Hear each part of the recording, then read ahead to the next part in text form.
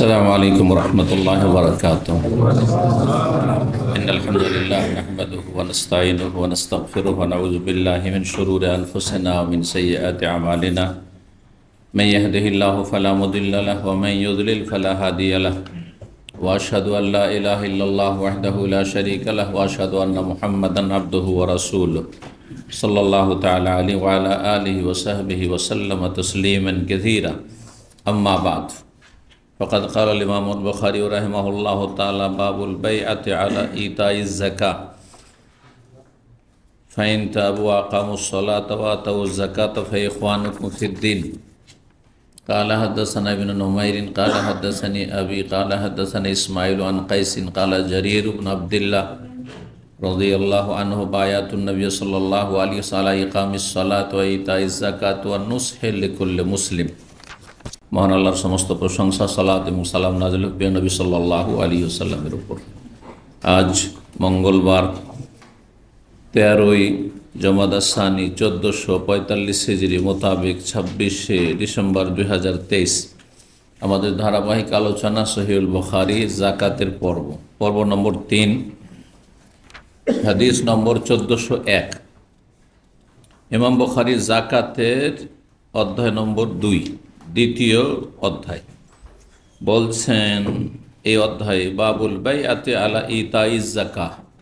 এই অধ্যায় হচ্ছে যাকাত প্রদান করার ক্ষেত্রে বায়আত করা। বায়আত মানে হচ্ছে শপথ করা, আর বায়আত নেবেন যিনি মুসলিম শাসক হবেন, খলিফাতুল মুসলিমিন, ইমামুল মুসলিমিন, যিনি মসজিদের ইমাম নয়, রাষ্ট্রীয় ইমাম, তার নাম যাই হোক না কেন, বায়াতের অধিকার হচ্ছে শাসকের, খলিফা, যার ইসলামিক পরিভাষা হচ্ছে খলিফা। রাসূলুল্লাহ সাল্লাল্লাহু আলাইহি ওয়াসাল্লামের পর থেকে শুরু করে, আর রাসূলুল্লাহ সাল্লাল্লাহু আলাইহি ওয়াসাল্লাম যতদিন ছিলেন দুনিয়ায় তখন তিনি সব কিছু ছিলেন। তিনি রাসূলুল্লাহ, আল্লাহর দিন জানার জন্য মাধ্যম একমাত্র মুহাম্মদ সাল্লাল্লাহু আলাইহি ওয়াসাল্লাম, এবং তিনি রাষ্ট্রপ্রধান, তিনি প্রধান বিচারপতি, তিনি সব কিছু। বিচার ফয়সালা হবে, কারো কোনো শাস্তি দণ্ড তার নির্দেশ দেওয়া কার কাজ ছিল? রাসূলুল্লাহ সাল্লাল্লাহু আলাইহি ওয়াসাল্লামের। কেউ কাউকে হত্যা করেছে, কেউ যদি ব্যভিচার করেছে, কেউ মদ পান করেছে, শাস্তি দিতে হবে। এই শাস্তির নির্দেশগুলি দেওয়া কার অধিকার ছিল? রাসূলুল্লাহ সাল্লাল্লাহু আলাইহি ওয়াসাল্লামের। এগুলি হচ্ছে রাষ্ট্রীয় অধিকার। নবী সাল্লাল্লাহু আলাইহি ওয়াসাল্লাম যতদিন ছিলেন ততদিন তিনি সব কিছু করলেন, অন্য কেউ করেননি। বায়াতুন নবী সাল্লাল্লাহু আলাইহি ওয়াসাল্লাম নিয়েছেন। নবী সাল্লাল্লাহু আলাইহি ওয়াসাল্লামের জীবদ্দশায় আবু বকর, ওমর, উসমান, আলী কেউ বায়াত নিয়েছেন যে আমরা এখন নামাজ রোজার বায়াত নেব? নিজ নিজ এলাকায় বা বিভিন্ন অঞ্চলে গিয়ে আমরা বায়াত নেব, করেছেন? তাহলে বোঝা গেল যে একটি দেশে সবচেয়ে উত্তম হচ্ছে সারা পৃথিবীর মুসলিম বিশ্ব, যত মুসলিম বিশ্ব আছে সমস্ত মুসলিম বিশ্বের রাষ্ট্রনায়ক একজন হবে। এটা হচ্ছে ইসলামের আসল বিষয়। এটা হয়তো এতদূর আপনারা কোনোদিন চিন্তা করেন, কিন্তু এটি হচ্ছে ইসলামের আসল। চিন্তা করে দেখুন যে আবু বকর রাদিয়াল্লাহু তাআলা আমলে, ওমরের আমলে, উসমানের আমলে, আলীর আমলে, তার উপরে এমনকি খেলাফতের আশাদা শেষ হওয়ার পরে মুআবিয়া রাদিয়াল্লাহু তাআলা বনু উমাইয়ার যুগে মুসলিম বিশ্বে একজন রাষ্ট্রনায়ক ছাড়া দ্বিতীয় কেউ ছিল? যেমন পরবর্তীতে হয়েছে, পরবর্তীতে আরবের শাসক, আরব অঞ্চলের শাসক, যদি আব্বাসীয়দের পরে, আব্বাসীয়দের যুগেই শুরু হয়ে গেছিল কিছু অন্য শাসকের অস্তিত্ব, আর তারপরে তুর্কি আমলে তুর্কিরা হুকুমত করেছে আরব সহ তুরস্ক ইত্যাদি বিশাল মুসলিম বিশ্বের। কিন্তু ভারত উপমহাদেশে তুর্কিদের রাজত্ব ছিল, মোগলদের ছিল, বা মোগলদেরকে সরিয়ে অন্যরা এসছে, বিভিন্ন যে বংশগুলি এসছে, গরি এসছে, সুরি এসছে, বা বিভিন্ন যে বংশগুলো এসেছে। কিন্তু ইসলামের ইতিহাসে দেখুন, যেটি স্বর্ণযুগের পরে দীর্ঘ যুগ ধরে, তারপরেও আসল হচ্ছে যে মুসলিম বিশ্বের রাষ্ট্রপ্রধান একজন হবেন, যদি সম্ভব হয় সেটা। এটা হচ্ছে আসল বিষয়। আজকাল সম্ভব না, কারণ আমাদেরকে ব্রিটিশ যখন সারা পৃথিবীতে তাদের সাম্রাজ্যবাদ কায়েম করেছে, তারপরে আমাদেরকে যখন স্বাধীনতাগুলি কথিত স্বাধীনতা দিয়ে গেছে, তখন ওই এক একটা দেশকে টুকরো টুকরো করে ভাগ বন্টন করে দিয়ে আমাদের শক্তিকে দুর্বল করে দিয়ে চলে গেছে, ছিন্ন ভিন্ন করে। এটা বাস্তব সত্য কথা।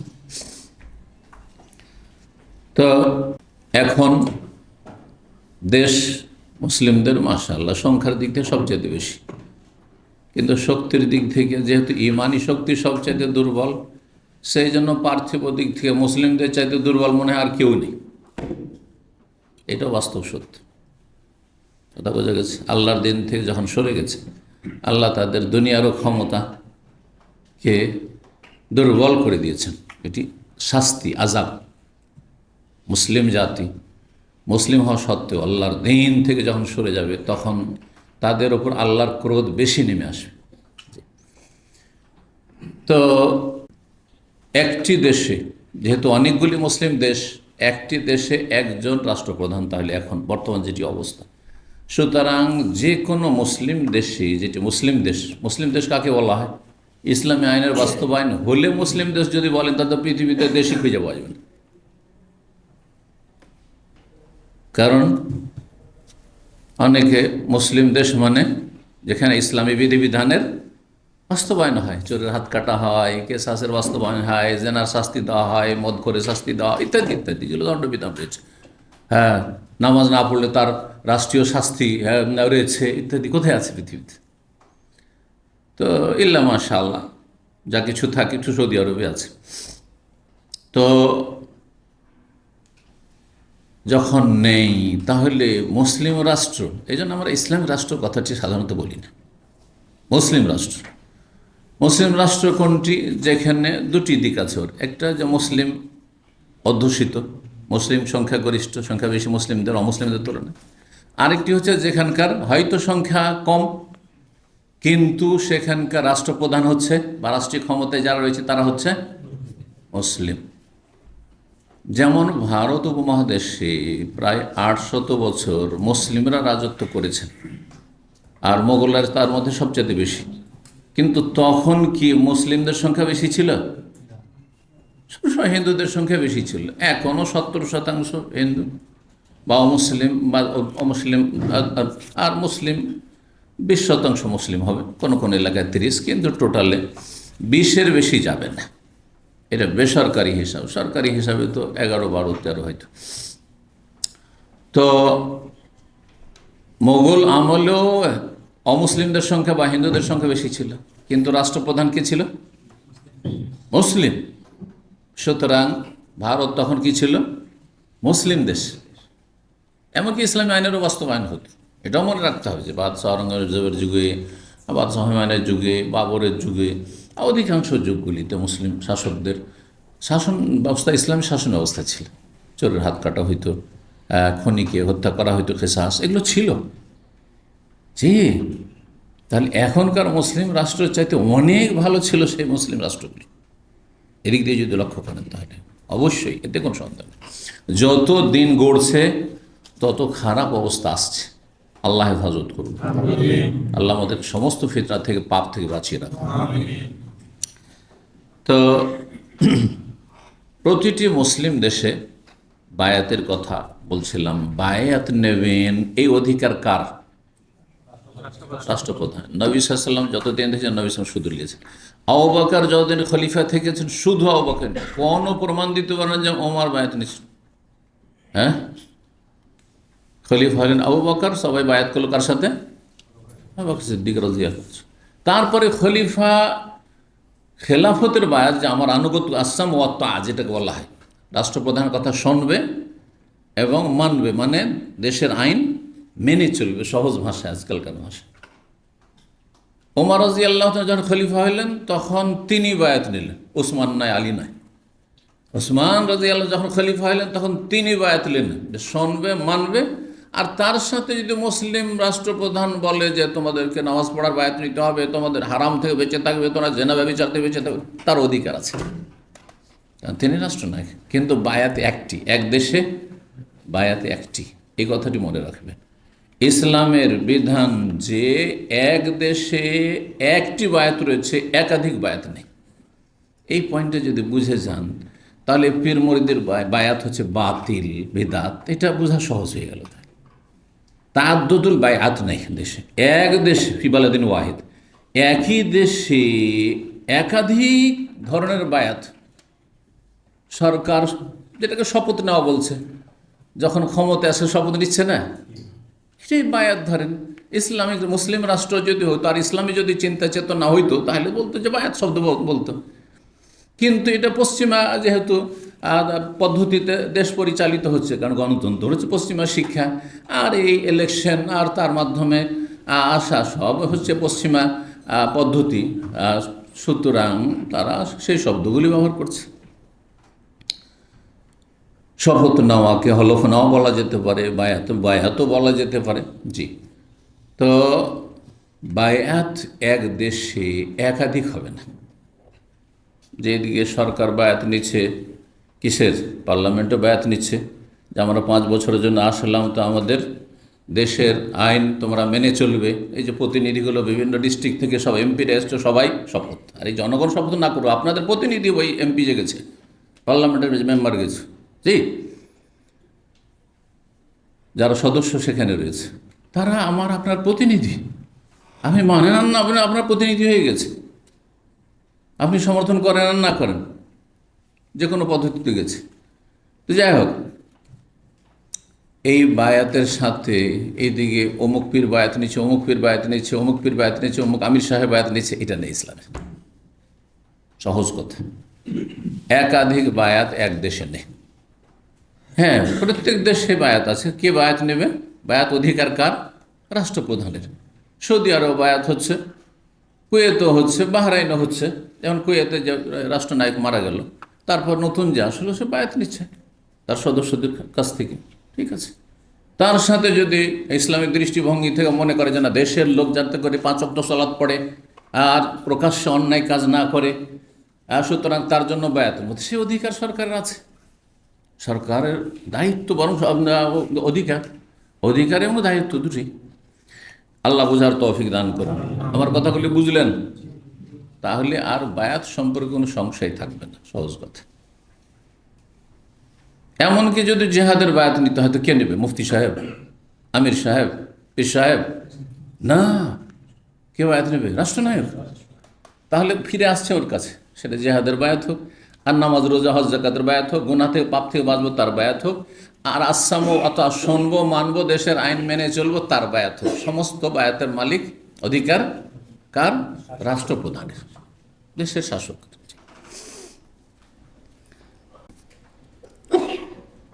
তো এই অধ্যায় হচ্ছে বাবুল বাইআতে আলা ইতাইজ যাকাত। এই অধ্যায় হচ্ছে যাকাত প্রদানের ক্ষেত্রে বায়াত নেওয়া।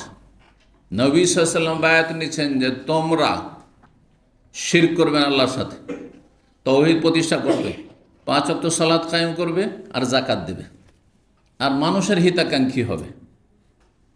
এগুলো বায়াত নবী সাল্লাল্লাহু আলাইহি ওয়াসাল্লামের বায়াতের বিভিন্ন পয়েন্ট। নবী সাল্লাল্লাহু আলাইহি ওয়াসাল্লাম পুরুষদের কাছে বায়াত নিতেন তো হাতে হাত রেখে, হ্যাঁ, শপথ, হাতে হাত রেখে মুসাফা করে। আর মহিলাদের সাথে বায়াত নিতেন পর্দার আড়াল থেকে, বিল কালাম, কথার দ্বারা হাদিসে রয়েছে। কখনো নবী সাল্লাল্লাহু আলাইহি ওয়াসাল্লাম কোন মহিলার হাত বা কোনো মহিলা নবী সাল্লাল্লাহু আলাইহি ওয়াসাল্লাম হাত স্পর্শ করেনি, কারণ হারাম এটি। কিন্তু কথার দ্বারা, পর্দার আড়াল থেকে তোমরা এগুলি মেনে চলবে, হ্যাঁ মানব, দেশের আইন কানুন মেনে চলবে, হ্যাঁ শাসকের কথা শুনবে, মানবে, এই কাজগুলি করবে, এই পাপগুলি থেকে বেঁচে থাকবে। হ্যাঁ, এটা কে নেবে? আমি নয়, যে আমি বসে আছি আর বায়াত নিচ্ছি পুরুষ নারীদের কাছ থেকে, নারীদের পর্দার আড়াল থেকে, আর পুরুষদের সামনাসামনি, সে কথার দ্বারাই হোক অথবা হাতে হাত দিয়ে সম্ভব হইলে হোক।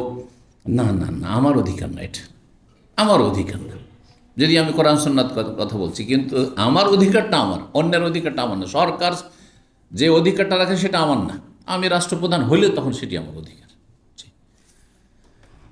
তো এই মর্মে সূরা তওবার আয়াত নম্বর 11-তে রয়েছে, ফাইন তাবু ওয়া আকামুস সালাতা, তারা যদি তওবা করে, তওবা করানো ফিরে আসা, যারা শিরিক করছে শিরিক থেকে ফিরে আসবে, মাজার পূজা করছে মাজার পূজা থেকে ফিরে আসবে, হ্যাঁ, যারা নাস্তিক নাস্তিকতা থেকে ফিরে আসবে, যারা সেকুলারিজম থেকে ফিরে আসবে, যারা বেনামাজি 5 ওয়াক্ত নামাজ কায়েম করা শুরু করবে, যারা ফরজ ওয়াজিব আদায় করেন না সবগুলির জন্য অঙ্গীকার করবে এবং তা শুরু করবে, আর যারা হারাম কাজ করছে হারাম থেকে ফিরে আসবে, ফিরে আসবে, তাবু ইলাল্লাহ, জি, তুবু ইলাল্লাহ, আল্লাহর দিকে ফিরে আসা। তা আল্লাহর দিকে ফিরলেই যতগুলি আকিদার কাজ হোক, ইবাদতের কাজ হোক, আখলাক চরিত্র গঠন হোক, সব ভালো কাজ করবে, মন্দ কাজ ছেড়ে দেবে। ফাইন তাবু, তারা যদি তওবা করে, ওয়াকামুস সালাতা, এবং সালাত কায়েম করে, শুধু তওবা করলাম বললে হবে না, তওবা করেছে 5 ওয়াক্ত নামাজি হইতে হবে। কারণ আজকাল মুসলিম সমাজে অনেক আছে যে একটা গুনাহ করে নিয়েছে, সমাজ বিরোধী গুনাহ, ব্যভিচারকে খারাপ কাজ মনে করে, খুন করাকে খারাপ কাজ মনে করে, মদ খাওয়াকে বা জুয়া খেলাকে সামাজিকভাবে খুব অন্যায় কাজ মনে করা হয়। গ্রামের শত শত লোক নামাজ পড়ছেন না, কোনো এটাকে দোষণীয় বিষয় মনে করছে না, তেমন কিছু না। কিন্তু কারো একটা ছেলে যদি জুয়ারি হয়, তাকে মসজিদে তওবা করায়। একসময় শাসন ছিল, গ্রাম্য শাসন, দেখেছি চোখের সামনে। আমি তখন মাদ্রাসার ছাত্র, মোটামুটি সাবালক হয়েছি, কিছু কথা বলতে শিখেছি। তখন আমাদের ওই গ্রামের মণ্ডলকে বলেছিলাম যে এরা যে কেউ নামাজ পড়ে না, জীবনে তো এদেরকে তওবা করালেন না, অথচ কত বড় অপরাধী এরা, হ্যাঁ, আর এদের সংখ্যা অনেক। আর শুধু গ্রামের একটা ছেলে জুয়া খেলে সেজন্য তাকে নিয়ে এসে তওবা করছেন, বিচার সালিশ করে কেন, এবং তার বাপ নিয়ে এসে আসামের কার্ডিও হাজির হচ্ছে রেখে আমার ছেলেকে তওবা করার, না জুতা মারেন কেন, যে জুয়া খেলছে। আমি বলবো যে কেন, এইটা পার্থক্য কেন? জুয়া খেলার পাপ কি নামাজ ছাড়ার পাপের চাইতে বড় পাপ? বড় পাপ কোনো তুলনাই চলে না। জুয়া খেলা কাবিরা গুনাহ, তাও মদ খাওয়ার মতো না, কাবিরা গুনাহ, কিন্তু কাবিরারও স্টেপ আছে, হ্যাঁ, স্তর আছে। আপনি এটার জন্য তাকে জুতা মারাচ্ছেন আর তাকে তওবা করাচ্ছেন, কিন্তু না, বেনামাজি মুসলিম থাকে না, তার জন্য মাথার ব্যথা নেই আপনাদের দায়িত্বশীলদের, আর ছেলের বাপেরও কোনো মাথার ব্যথা নেই। কেন? কোনো উত্তর দিচ্ছেন না। আমি বললাম যে জানেন, এর উত্তরটা আমার কাছে শোনেন। সমাজের সংস্কারের জন্য আমি ওই যৌবনকাল থেকে চেষ্টা করেছি, আলহামদুলিল্লাহ। পার্থক্য কেন জানেন?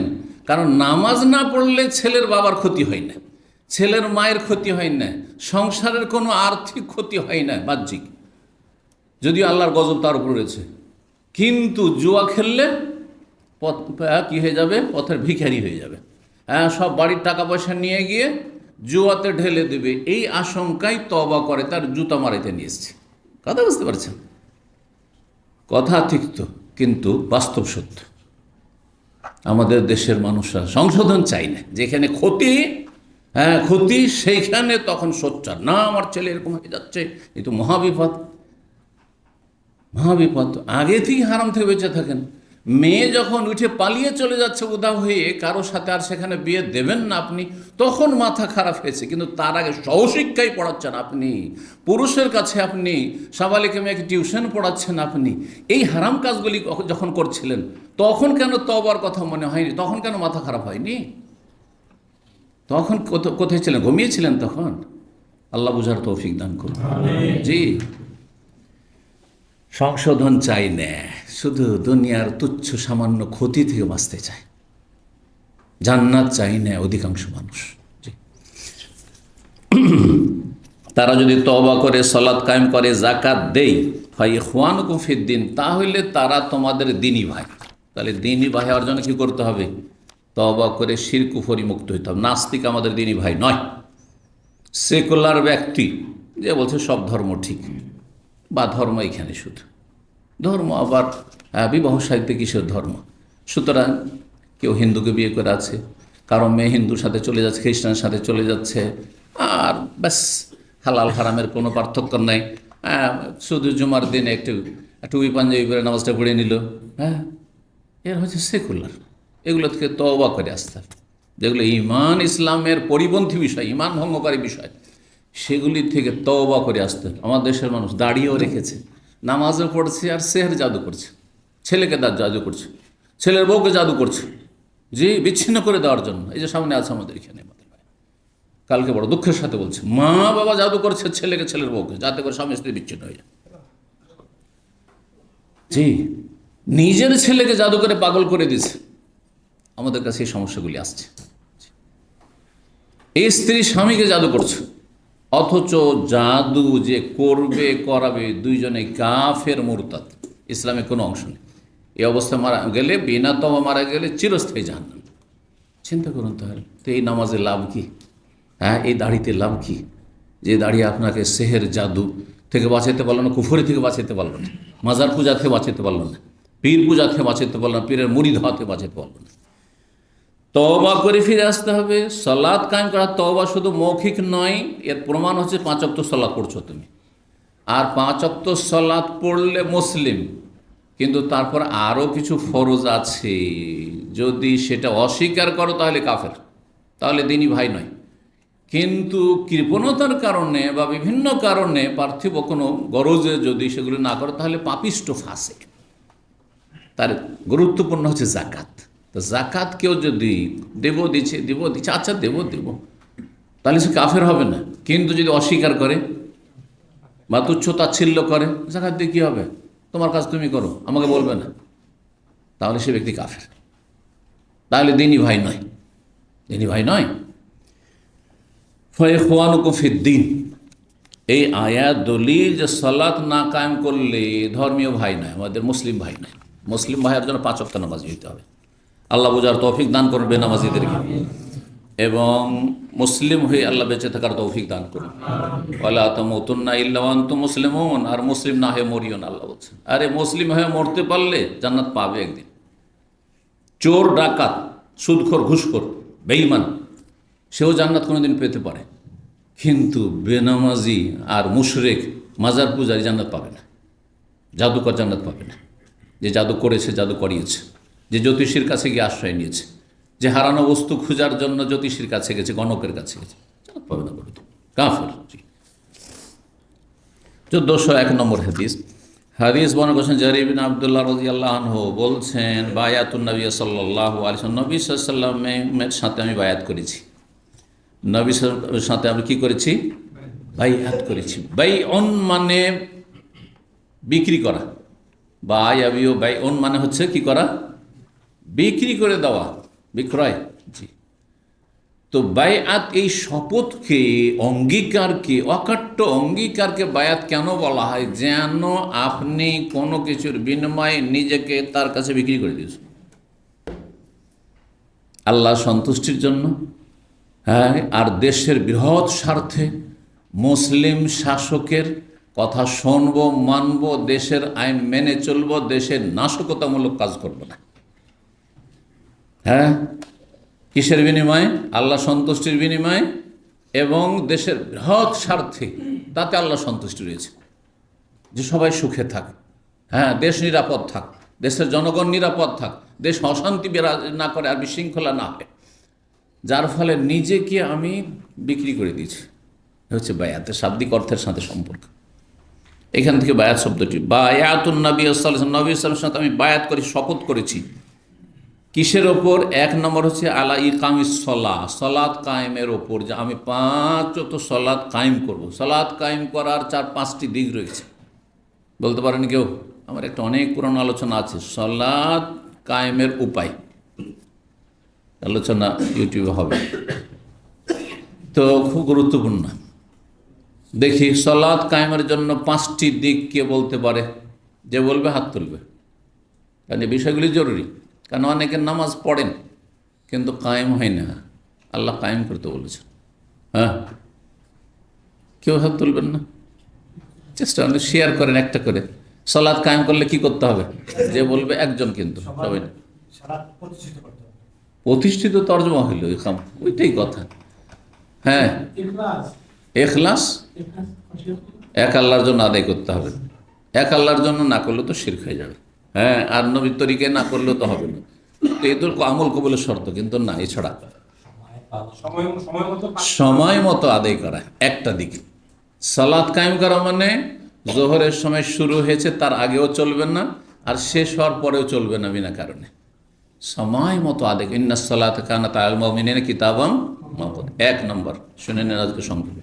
2 নম্বর জামাত সহকারে আদায় করা।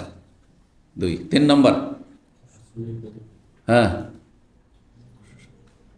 যেইভাবে নবী সাল্লাল্লাহু আলাইহি সাল্লাম পড়েছেন সেইভাবে আদায় করা। সাল্লু কামা রাআইতুমুনি ওয়াসাল্লি। আপনি যদি আপনার মুরব্বীদের তরিকে পড়েন, আমি ভাই হানাফি, আমি হানাফি তরিকে নামাজ পড়ব।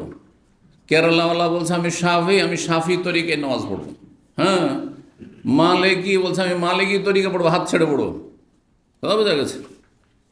তাহলে আপনি প্রস্তুত না রাসূলুল্লাহ নামাজ পড়তে। কেন এখানে বাধা করতে আপনার? আপনি কেন এসব গিয়ারের নামাজ পড়বেন? আপনি আপনার নবী রসুলেরা, হ্যাঁ, তাদের কাছ থেকে এলেম হাসিল করুন। তারা ভুলের ঊর্ধ্বে নয়। সুতরাং তাদের যে ভুলগুলি হয়েছে, যেসব আলেমেরা বুঝে আর বুঝিয়ে দেয়, তাদের কাছ থেকে মশলা নেন।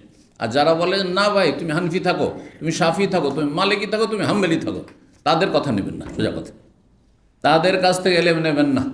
মানহাজ শুনে নেন, সহজ মানহাজ। আপনাকে আলেম চিনতে হইলে দেখতে হবে যে আমাকে রাসূলুল্লাহ সাল্লাল্লাহু আলাইহি ওয়াসাল্লামের অনুসরণ করতে বলছে নিঃশর্ত, নাকি বলছে যে আমাকে হানফি থাকতে বলছে, আমাকে শাফি থাকতে বলছে, আমাকে মালিকি থাকতে বলছে, আমাকে হাম্বলি থাকতে বলছে। যদি বলে যে না ভাই তারা ইমাম ছিলেন কিন্তু তারা নবী রসুল ছিলেন, তাদের কাছে ওই আসেন, তারা কেউ ভুলের ঊর্ধ্বে না, যেমন আমি ভুলের ঊর্ধ্বে না।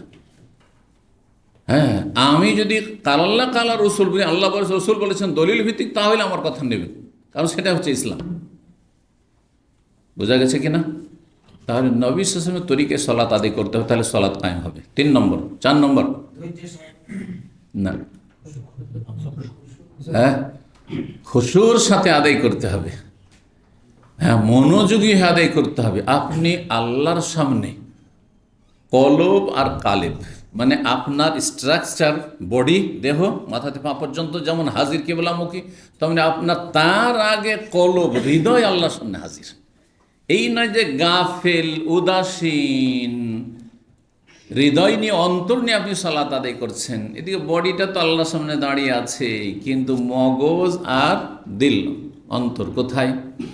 কারো বিবিতে, নতুন বিয়ে করে এসছে, কারো টাকা পয়সার টেনশনে, কারো চাকরির টেনশনে, কারো ছেলে মেয়ে অসুস্থ আছে তার টেনশনে, গোটা নামাজটা অতি চলে গেল।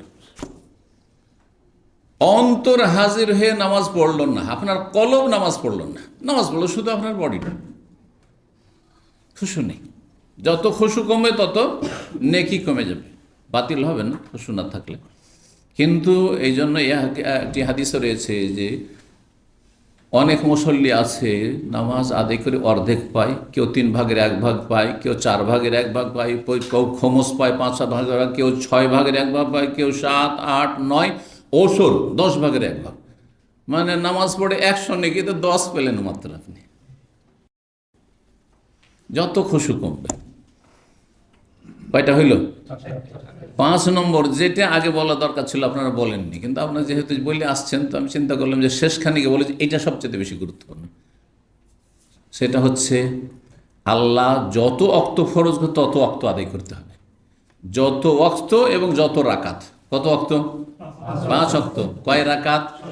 17 রাকাত। যেই ব্যক্তি 5 ওয়াক্ত আদায় করলো আর 17 রাকাত 5 ওয়াক্ত আদায় করলো, সেই ব্যক্তি সালাত কায়েম করলো।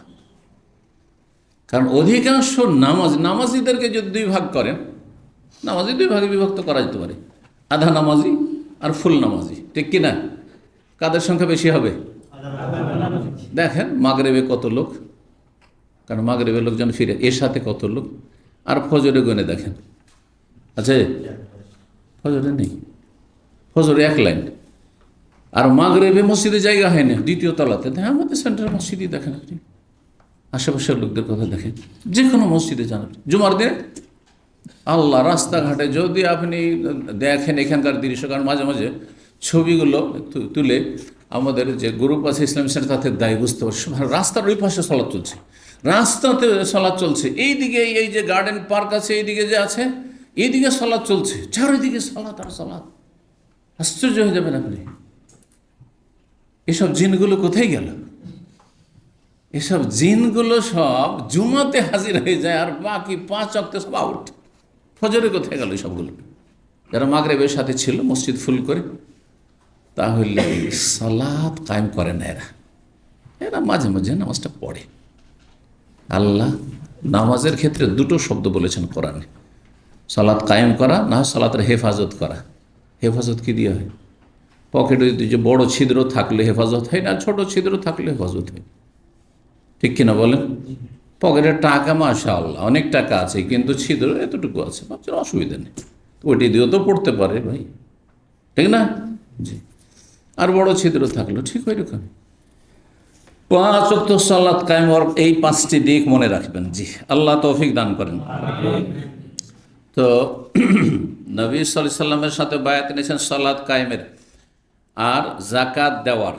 কে কে? সাহাবী জরীর ইবনে আব্দুল্লাহ রাদিয়াল্লাহু তাআলা আনহু। জরীর ইবনে আব্দুল্লাহ রাদিয়াল্লাহু তাআলা আনহু বর্ণনাকারী, তিনি বায়াত করেছেন, নবী সাল্লাল্লাহু আলাইহি ওয়াসাল্লাম শপথ করেছেন যে আমি 5 ওয়াক্ত সালাত কায়েম করব, যেই কোয়ালিটি আল্লাহ চেয়েছেন, যেমনটা বললাম সঙ্গে। যাকাত দেব পয়সা হলে, নেশাবে পৌঁছলে। আর 3 নম্বর কাজ করব ওয়ান্নুসহু লিকুল্লি মুসলিম, আর প্রত্যেক মুসলিমের হিতাকাঙ্ক্ষী হব, কল্যাণকামী হব, মঙ্গল কামনা করব। নাসিহা বা নস মানে হচ্ছে অন্তরের অন্তরস্থল থেকে খুলুসিয়াতের সাথে কোনো কাজ করা, দুনিয়ার কোনো যেন স্বার্থ না থাকে। আরবরা বলে যদি এমন দুধ হয় যেই দুধের সামান্য কোনো সংমিশ্রণ নেই, কোনো পানি মিশানো হয়নি, খাঁটি দুধ, এক কথায়। আমাদের সমাজে কিন্তু দেশে খাঁটি দুধ আজকাল পাওয়া যায় না, ঠিক না? খাঁটি দুধ হলে গায়ে পুষতে হবে নিজের বাড়িতে, যদি খাঁটি দুধ খেতে চান, না হলে পাবেন না। যতই বলেন না কেন, যতই বলেন যে তোমাকে বেশি পয়সা দেবো, তারপর পাবেন না। খাঁটি মধু পাওয়া মুশকিল আছে। ওই রকমই খাঁটি ইসলাম পাওয়া মুশকিল আমাদের দেশে। খাঁটিটা অভাব খুব আমাদের দেশে। খাঁটি ইসলামটা সৌদি আরব থেকে নিয়ে যাওয়ার চেষ্টা করেন, আল্লাহ তৌফিক দান করেন। তো বলছেন নুস লাবানুন নাসিহুন মানে খালিসুন, খাঁটি দুধকে আরবরা বলতো লাবানুন নাসিহুন। জি। তো মানুষ যখন নসিহত মানে উপদেশ, যে চলে এসছে, আবার কিছু নসিহত করেন মানে উপদেশ দেন। কেন উপদেশকে কেন নসিহা বলা হয়? কারণ যেই ব্যক্তি আপনাকে উপদেশ দেবে দিনের কথা, তা সে অন্তরের অন্তরস্থল থেকে আন্তরিকতার সাথে দেবে, ব্যথাই ব্যথিত হয়ে দেবে যে আমি যে কথাগুলি বলছে আল্লাহ করে তার অন্তরে নেমে যায় এবং কথাগুলির উপর আমল করে। যদি এই মন মানসিকতা নিয়ে যদি কাউকে উপদেশ দেন, ওয়াজ করেন, তাহলে তো নসিহা। আর যদি পয়সার জন্য, যেমন দেশের এই শীতকালের অধিকাংশ বক্তা, তাহলে সেটার নাম যতই নসিহা বলে নসিহা নাই, কারণ সেখানে গিয়েছে কিসের জন্য? পয়সার গরজে, কন্ট্রাক্টের বক্তা। যারা কন্ট্রাক্টের বক্তা তাদের কথা বলছি। তো লিকুল্লি মুসলিম, প্রত্যেক মুসলিমের জন্য আমি হিতাকাঙ্ক্ষী। আপনি ভালো চাইবেন, কখনো মন্দ চাইবেন, যেটা নিজের জন্য চান। নিজের জন্য কি চান আপনি নিজে বুঝতে পারছেন। যখন আপনার ঘুমের সময় কেউ যদি লাইট জ্বালিয়ে দেয় রুমে, প্রবাসীদের এগুলো সমস্যা কিন্তু। হ্যাঁ, আপনার কাপড়কে, স্যান্ডেলকে কেউ যদি ভিজিয়ে রেখে দেয়, কেমন লাগবে? তাহলে আপনার জুতা হচ্ছে বা স্যান্ডেল হচ্ছে চামড়া, না না না বাবু, ওইটা নিয়ে বাথরুম যাব না, ওই রুমমেট আরেকজন আছে, তার ওইটা প্লাস্টিকের আছে, ওইটা নিয়ে বেরোছে। কেন? হ্যাঁ, কেন? অনেকে তো আরও হারাম কাজ করে, গ্যাস কিনবে না, পেঁয়াজ কিনবে না, যখন দেখছি যে আমার সঙ্গে রুমমেট নেই, ওগুলো দিয়ে সেরে নেবে। এত ছোট লোক কিছু লোক আছে, আল্লাহ হিদায়াত করে। কোথায় আপনি হিতাকাঙ্ক্ষী তাহলে? কোথায় হিতাকাঙ্ক্ষী আপনি তাহলে? আপনার যেন কেউ দোষ চর্চা না করে, আপনাকে যেন কেউ কষ্ট না দেয়, শারীরিক মানসিক। জি। তারপরে আরেকটা দিক, আপনার মেহমান আসলে সাথী সঙ্গীদের ডিস্টার্ব হবে, স্বাভাবিক, একটু হতে পারে। এসে একটু কথা বলছে, রাত্রিবেলা এসছে, কিন্তু এমন না যে ঘুমের সময় আসবে। ঘুমের সময় নিষেধ করবেন না, ভাই এটা ঘুমাবার সময় আমার রুমে আসবে না, কিন্তু চলবে না। কিন্তু ধরেন নেশা পরে, অথবা এমন সময় কিছু বিশ্রামের সময় হয়তো এই সময় চলে এসছে, তাহলে তারা যেমন বরদাস্ত, আপনাকেও বরদাস্ত করতে হবে। অনেকে আছে অন্যরা বরদাস্ত করুক, কিন্তু নিজে বরদাস্ত করবে না। এসি নিয়ে যে কত আপনাদের দ্বন্দ্ব হয়, আপনারা যে সব জায়গায় আছেন ওই সব এলাকার ঘটনা। দুইজন দিনই ভাই, দুজনে দার্সে আসে, একজনকে ঠান্ডা লাগে, একজনকে গরম লাগে, এক বালা মুসিবত, আর দুইজন একই রুমে পড়েছে। করবেনটা কি সমন্বয়? কি সমন্বয় করবেন? সাদ্দু কারেবু হাদিসে আছে, করেন মানে মাঝামাঝি একটা আসেন, মিডিল পয়েন্টে আসেন, যেখানে গিয়ে অ্যাডজাস্ট হইতে পারে দুইজন। যারা ভাই একেবারে গরমে থাকা যাবে না, আর এত বেশি ঠান্ডা করবো না, তো আমি একটু কষ্ট করি, তুমি একটু কষ্ট করো, যে না না না না আমারটা চাই। এখন আপনারা যদি বলেন যে আপনারা মাশাআল্লাহ সব, মানে আপনাদের হ্যাঁ, আপনাদের কোনো শীতকাল নেই, মানে গ্রীষ্মকাল নেই, সব ঠিক একই কাল সব আপনাদের কোনো এসি টিসি লাগবে না। এবার এখানে এসি যদি বন্ধ করে দেন, তো আমার জন্য তো বালা মুসিবত হয়ে যাবে। কথা বলছি, শরীর গরম হচ্ছে, তারপরে হ্যাঁ সবাই একই রকম নয়, স্বাভাবিক। আপনাদের মধ্যেও আছে কিছু যাকে গরম লাগছে। তো এখন একটা মিডিল পয়েন্টে তো আসতে হবে। তো ওই মিডিল পয়েন্টে আসার জন্য আপনাদেরটা বন্ধ রেখেছি, নোস অর্ধেকটা আপনাদেরকে বন্ধ রেখেছি, আপনাদেরকে দুর্বল পার্টির জন্য। আর যাদেরকে গরম লাগছে ওদের জন্য এটা রেখেছি, বুঝতে পারছেন? কিন্তু যাকে ঠান্ডা লাগছে সে দিয়েছে এসি বন্ধ করে, আর একজনকে খুব গরম লাগে, মনে হয় প্রেশার বেশি নাকি আল্লাহ জানে কি খাই, গরুর গোশত বেশি খায়, যাই হোক ওকে খুব বেশি গরম লাগে। তারপরে সে সাথে সাথে দিয়েছে চালিয়ে, এ বন্ধ করেছে, ও দিয়েছে চালিয়ে, আর তারপরে বলছে ভাই খুব ঠান্ডা লাগছে। বলছি তুই এবার হ্যাঁ, আরে দিনই সার্কেলের লোক আর দাড়িওয়ালা দুটোই, খুব কষ্টদায়ক কথা।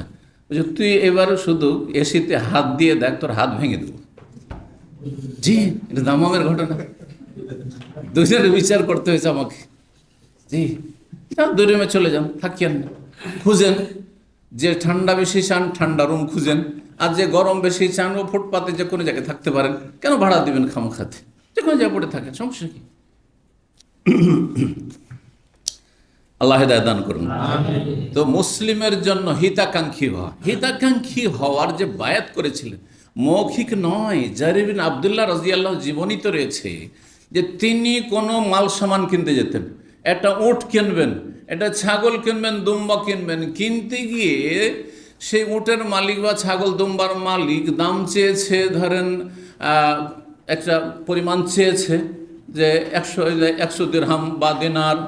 তখন বলছেন না ভাই এটা কম হয়ে গেল, কিন্তু এটার দাম বেশি হবে, এটা 150 হবে, আপনি বেশি নেন।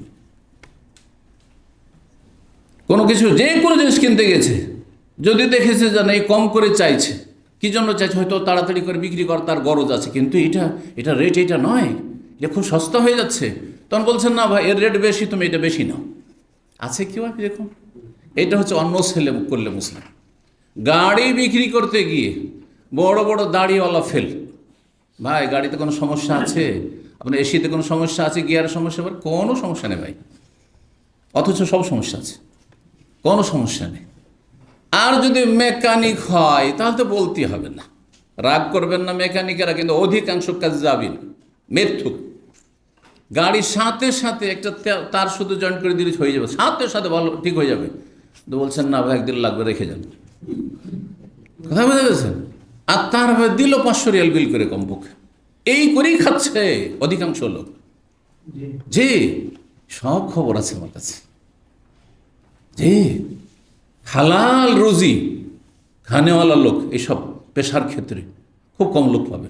গাড়ি বিক্রি করতে গিয়ে সত্য কথা বলে হালাল, অথবা আপনার গরু ছাগল বিক্রি করতে গিয়ে হ্যাঁ আপনার হালাল রুজি হাসিল করবে, ব্যবসা বাণিজ্য হালাল রুজি হাসিল করবে।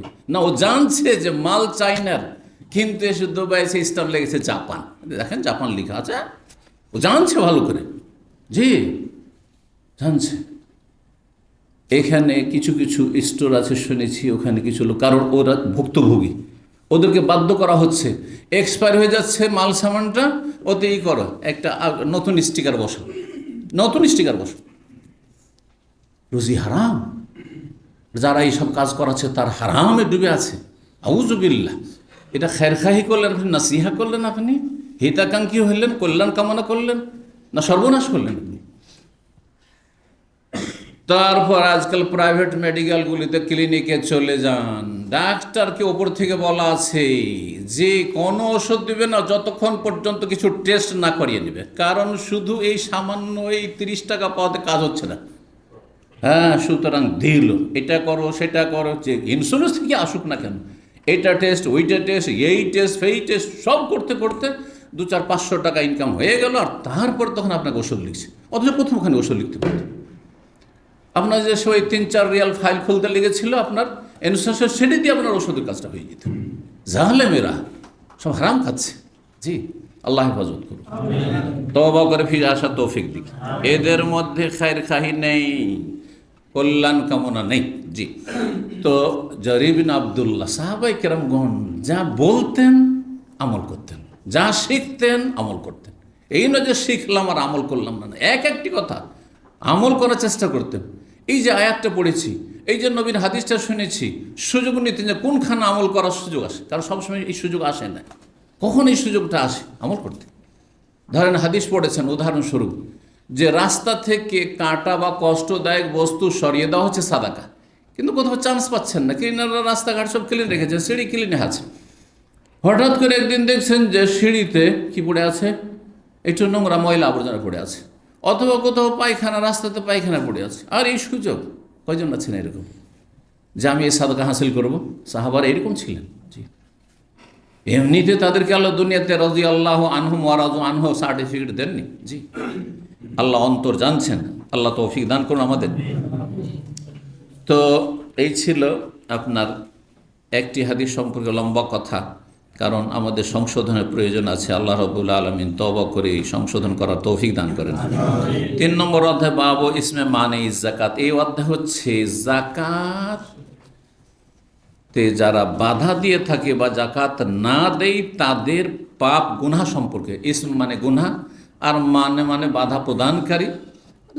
জাকাতে বাধা প্রদানকারী মানে জাকাত যে আদায় করে না তার গুনাহ সম্পর্কে। তার গুনাহ হচ্ছে কবিরা গুনাহ। একটি ইসলামের রোকন পরিত্যাগ করা, জেনা করা, মদ খাওয়া, সুদ খাওয়া, ঘুষ খাওয়া, এর চাইতে কম গুনাহ নয়, বেশি গুনাহ। কেউ যদি রমজান মাসের একটি রোজা ছাড়ে, তাহলে সেই ব্যক্তি জেনাকারীর চাইতে বেশি গুনাহ করে ধার।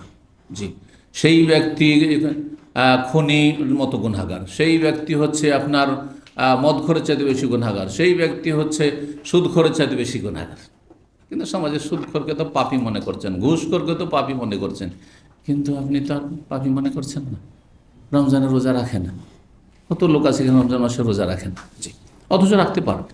জি, এমন না যে তার শরীয়তে গ্রহণযোগ্য ওজর আছে।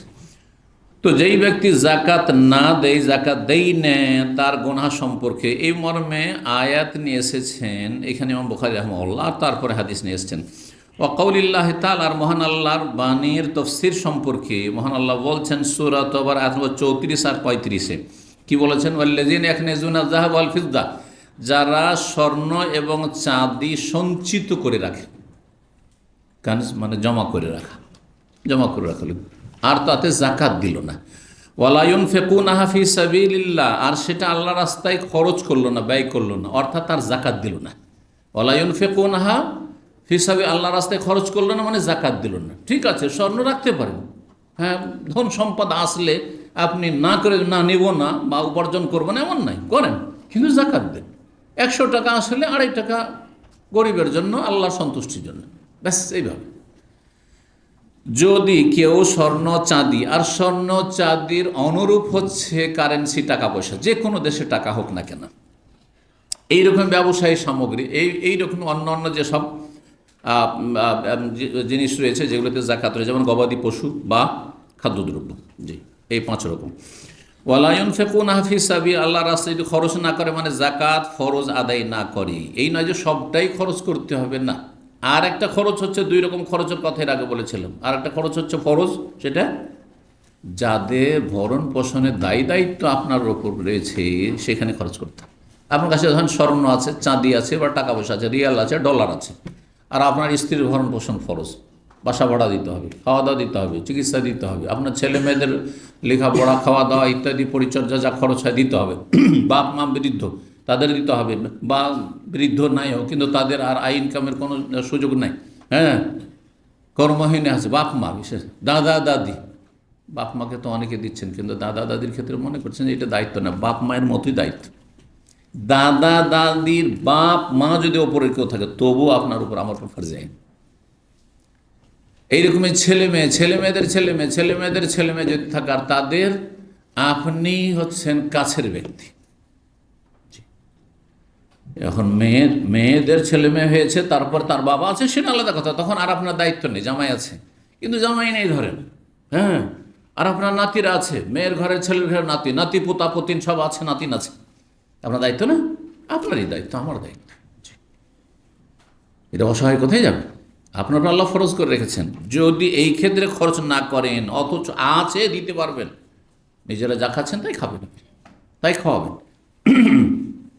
যদি এমনটা করে জাকাত দিল না অথচ ধন সম্পদ সঞ্চিত করে রেখেছে, আল্লাহ বলছেন ফাবাশশিরহুম বিআযাবিন আলিম, তাদেরকে মর্মান্তিক শাস্তির সংবাদ শুনিয়ে দাও, সংবাদ শুনিয়ে দাও। বাশশারা ইউবাশশিরু মানে সুসংবাদ, তো শাস্তির আবার সুসংবাদ হয় নাকি?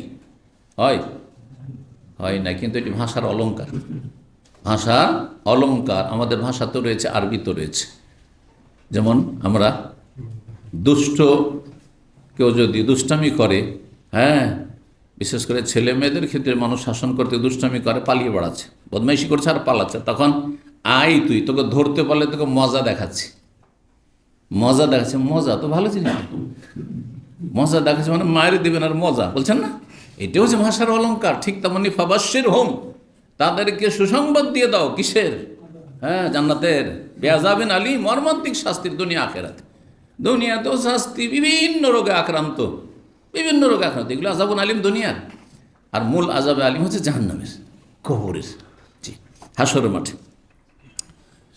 সেই আযাবুন আলিম কি?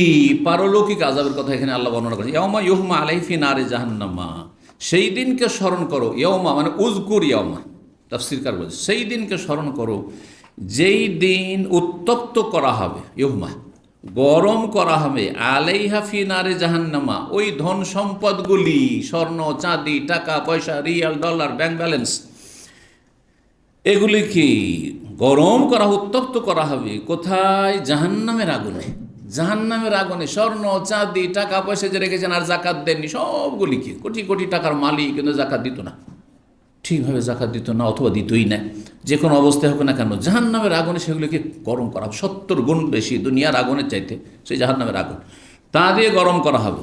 তারপরে কি করা হবে?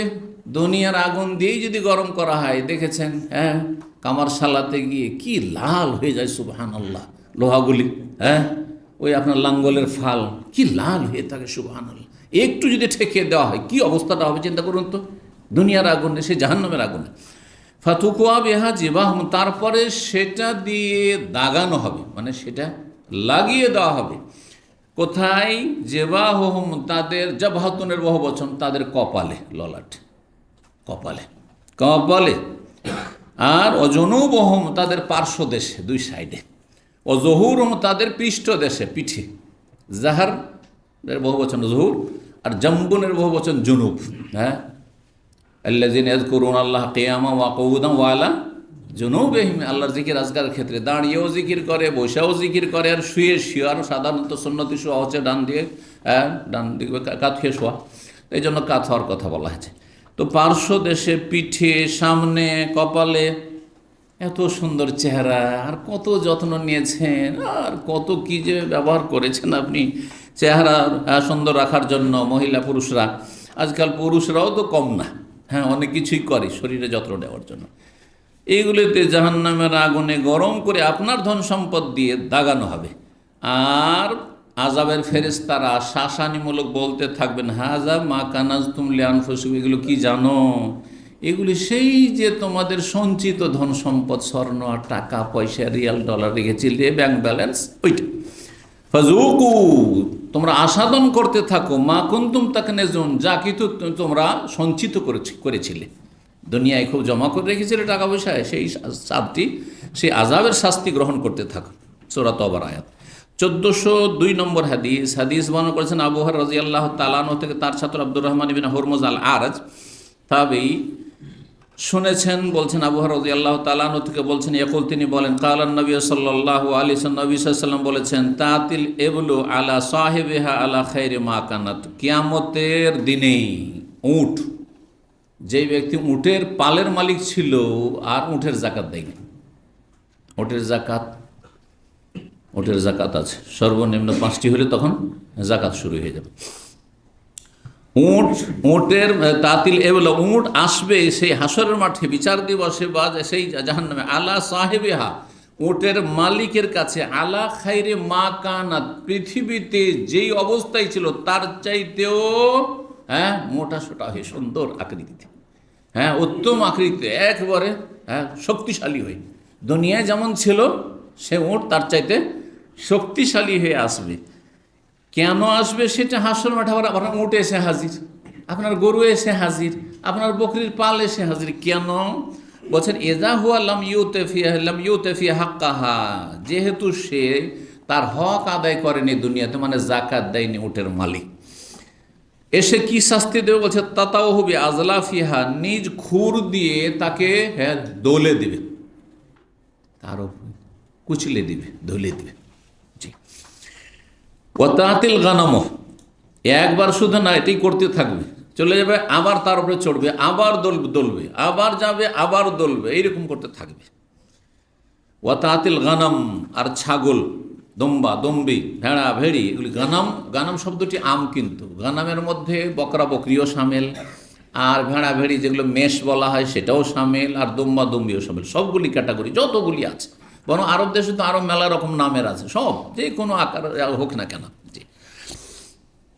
তো বলছেন যে ছাগল আসবে আলা সাহেবেহা, ছাগলের মালিকের কাছে কিয়ামতের দিনে, আলা খাইরে মা কানাত, পৃথিবীতে যেমন অবস্থা তার চাইতে শক্তিশালী হই, তার চাইতে উত্তম অবস্থায়, মানে শক্তিশালী হই। কেন আসবে? এজালাম ইউতেফি হাক্কা, কারণ এই ছাগলের পালে যাকাত দেয়নি, সর্বনিম্ন 40টা হইলেই কি আছে, যাকাত রয়েছে, নেশাবিটি। তাতাও হবে আজলাফিহা, আজলাফ আখফাফ বলা, খুফ বলা হয় উটের খুরকে, উটের পায়ের তলাকে, আর জিলফ বলা হয় বকরির খুরকে বলা হয়, পায়ের তলাকে বলা হয়। তো বলছে তাতাও হবে আজলাফিহা, বকরি ছাগল তার খুর দিয়ে তাকে দোলে দেবে, দৌলতে থাকবে। অত্যন্ত হবে করুণেহা, আর যেহেতু ছাগলের শিং থাকে, শিং দিয়ে তাকে আঘাত করতে থাকবে, শিং দিয়ে আঘাত করতে থাকবে। ঠিক কালা বলছেন যে একটা জাকাতের হক রয়েছে, এছাড়াও আরও কিছু অতিরিক্ত হক রয়েছে, গরিবের হক রয়েছে আশেপাশে। আপনি উটের পাল আছে, আপনার ছাগলের পাল আছে, আপনার গরুর পাল আছে, আর গাভীর গায়ের দুধ হচ্ছে, আর আশেপাশের গ্রামের গরিবেরা কোনোদিন জীবনে দুধ একটু আপনার কাছ থেকে ফিরিয়ে পেল না, তাহলে এখানেও অজেব আপনার ছুটলো, ফরজ ছুটলো। এই হাদিসটা প্রমাণ করে। বলছেন অমিন হাক্কেহা, কালা বলছেন নবী সাল্লাল্লাহু আলাইহি ওয়াসাল্লাম, অমিন হাক্কেহা, আর এই ছাগলের বা গবাদি পশুর একটি হক হচ্ছে কি, আন্তুহলা বা আলাল মা, যেখানে পানির ঘাটে পানি পান করাইতে যাবেন, নদীর ঘাটে হোক আর পুকুরে হোক অথবা জলাশয়ে হোক, কোনো জায়গায় পানি পান করাইতে গেলেন, সেখানেই দুধ দহন করতে হবে, যাতে করে আশেপাশের লোকেরা জানে যে অমুক জায়গায় গরুর পাল আসবে, গাভীর পাল অথবা মোটের পাল আসবে বা ছাগলের পাল আসবে, সেখানে দুধ দইবে মালিক, তখন আমরা কিছুটা দুধ পাবো এবং আমাদের ক্ষুধা দূর করতে পারবো বা আমাদের প্রয়োজন দূর করতে পারবো। কারণ সবাই দুধ কিনতে পারে না, অনেক গরিব মানুষ দুধ কিনতে পারে না। জি, আর আপনার যদি এরকম থাকে, আছে, যেমন আরব দেশে আছে না, বিশাল বিশাল মানুষের পাল রয়েছে, উটের পাল, গরুর পাল, বিশেষ করে ছাগলের আর উটের পাল তো এখনও অনেক বেশি আছে।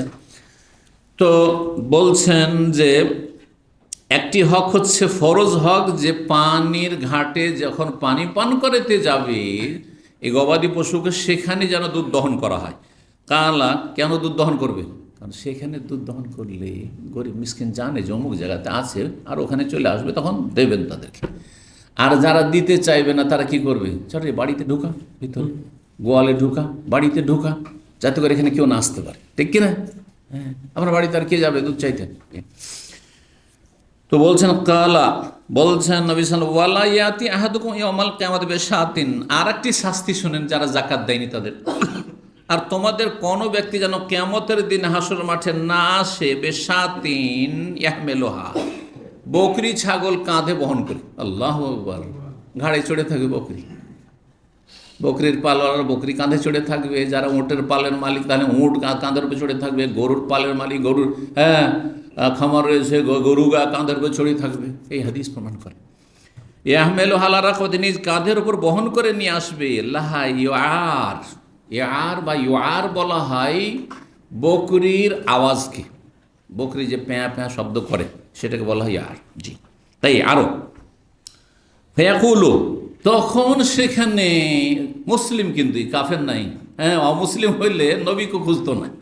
যেহেতু মুসলিম পাপিষ্ট জাকাত দেয়নি বকরি ছাগলের বা উটের, সেই জন্য বলবে ইয়া মোহাম্মদ, হে মোহাম্মদ সাল্লাল্লাহু আলাইহি সাল্লাম, সুপারিশের আশা রাখবে যে নবী এসে সুপারিশ করবেন আর আযাব থেকে রক্ষা পাবো। ফাকুলো, যখন ইয়া মোহাম্মদ, ইয়া রাসূলুল্লাহ, আমার একটু সুপারিশ করেন, আমাকে বাঁচান, রক্ষা করুন হাসরের মাঠে। ফাকুলো, নবী সাল্লাল্লাহু আলাইহি ওয়াসাল্লাম তখন আমি জবাবে বলবো, লা আমলিকু লাকা শাইআ, তোমার জন্য আমি কিছু করার ক্ষমতা রাখি নাই, আমার অধিকার নেই যে তোমার মতো পাপিষ্ট যে ফরজ তরক করেছো, ইসলামের রুকুন ধ্বংস করেছো, তোমার জন্য আমি কোনো অধিকার রাখি না। কাদ বাল্লাগতু, তোমাকে দুনিয়াতে সত্য কথা, দিনের কথা পৌঁছে দিয়েছিলাম যে জাকাত ফরজ আছে, জাকাত দিতে হবে। কাদ বাল্লাগতু ওয়ালা ইয়াতি বিবাইরিন, কোনো ব্যক্তি তোমাদের জন্য উট কাঁধে করে না নিয়ে আসে, ইয়াহমেল, উট কাঁধে করে নিয়ে আসবে, আলা রাকাবাতে, নিজের কাঁধের বহন করে না নিয়ে আসে, লাহু রোগার, উটের আওয়াজ করবে। রোগা বলা হয় উটের আওয়াজ। উটের আওয়াজ শুনেছেন? উঠের যে পেঁয়া পেঁয়া যে আওয়াজ হয়, যে তো উটের আওয়াজ হতে থাকবে, শব্দ করতে থাকবে। ফায়াকুল, তখন ওই পাপিষ্ট ব্যক্তি যে উটের জাকাত দেয়নি, ইয়া মোহাম্মদ, ইয়া মোহাম্মদ, হে মোহাম্মদ সাল্লাল্লাহু আলাইহি ওয়াসাল্লাম, রক্ষা করুন, সুপারিশ করুন। ফাকুল, তখন আমি বললাম, লা আমলিকু লাকা মিনাল্লাহি শাইআ, আল্লাহর আযাব থেকে রক্ষা করার ক্ষেত্রে আমি কোনো ক্ষমতা রাখি না এখানে। কাদ বাল্লাগতু, তোমাকে আমি দুনিয়াতে পৌঁছিয়ে দিয়েছিলাম, সরাসরি পৌঁছেছেন নবী সাল্লাল্লাহু আলাইহি জীবদ্দশায়, আর পরোক্ষভাবে দিনের আলেম দায়ী, যারা দিনের খাদেম উলামা, তাদের মাধ্যমে জাতির কাছে পৌঁছে গেছে, ইসলামের কথা পৌঁছে গেছে, রাসূলুল্লাহর কথা যে জাকাত ফরজ। জি, 1403 নম্বর হাদিস, আর এটা দিয়ে শেষ করছি। হাদিস বর্ণনা করছেন আবু সালেহ সাম্মান তাবি, আবু হুরায়রা রাদিয়াল্লাহু তাআলা আনহু থেকে কাল কালা রাসূলুল্লাহ সাল্লাল্লাহু আলাইহি রাসূলুল্লাহ সাল্লাল্লাহু মান আতাহুল্লাহু মালান, যেই ব্যক্তিকে আল্লাহ ধন সম্পদের নিয়ামত দিয়েছেন, ধন সম্পদ দিলেই তো জাকাত ফরজ, না দিলে তো আর জাকাত ফরজ না, খেয়ে দিয়ে শেষ, মাস শেষ, বেতন শেষ, খুব আরামে আছে, আপনি চিন্তা করবেন না, কোনো চিন্তা নেই, হিসাব নেই আপনার। মান আতাহুল্লাহু মালান, যাকে আল্লাহ ধন সম্পদ দিয়েছেন, ফালাম ইউআদ্দি যাকাতাও, কিন্তু তার জাকাত আদায় করলো না, তাহলে কি হবে? আর একটি আযাব এখানে। আগে তো দেখলেন যে দুই রকমের আযাব। মুস্তিল আলাহু ইয়াউমাল কিয়ামাতে সোজান আকরা, তার জন্য তার ধন সম্পদ, যে টাকা পয়সা ছিল, ব্যাংক ব্যালেন্স ছিল, স্বর্ণ চাঁদি ছিল, এগুলিকে রূপান্তরিত করা হবে কিসে? সোজান আকরা, বিষধর সাপে।